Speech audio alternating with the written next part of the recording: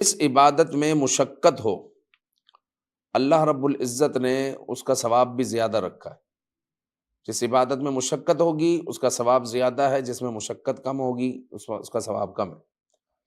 اب قرآن مجید ایک بندہ فر پڑھتا ہے تو ثواب تو ہے اس کے لیے، لیکن ایک بندہ مشقت کے ساتھ پڑھتا ہے، مخارج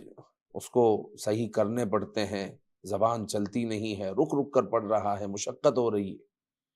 تو ایسے بندے کے لیے حضور علیہ الصلوۃ والسلام نے فرمایا کہ 2 اجر ہے،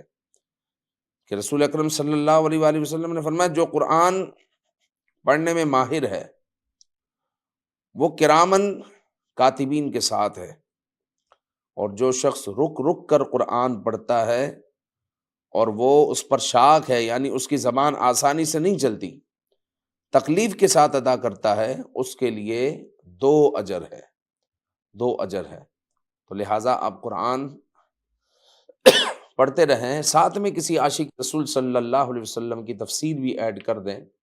رمضان میں ضروری نہیں آپ پورا قرآن پڑھیں، آپ جتنا پڑھیں اچھی طرح پڑھیں اور کوشش کریں کہ ترجمہ اور تفسیر کے ساتھ پڑھیں، لیکن تفسیر ہو عاشق رسول صلی اللہ علیہ وآلہ وسلم کی، ترجمہ ہو کسی عاشق رسول صلی اللہ علیہ وآلہ وسلم کا۔ تو انشاءاللہ جو رب کا پیغام ہے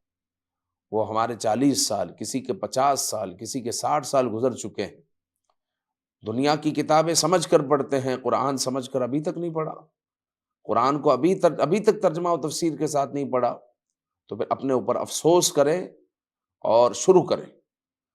کریں، لیکن کسی عاشق رسول صلی اللہ علیہ وسلم کی تفسیر کے ساتھ، وگرنہ جو ہے مارکیٹ میں ہمارے ارد گرد ایسے لوگ، ایسی تفاسیر موجود ہیں جو ہمیں گمراہیت کے سوا کچھ نہیں دیتی۔ تو اللہ رب العزت ہمیں گمراہیت سے محفوظ فرمائے اور مسلک حق اہل سنت و جماعت سے ہر دم وابستگی عطا فرمائے، آمین بجاہ النبی الامین صلی اللہ علیہ وآلہ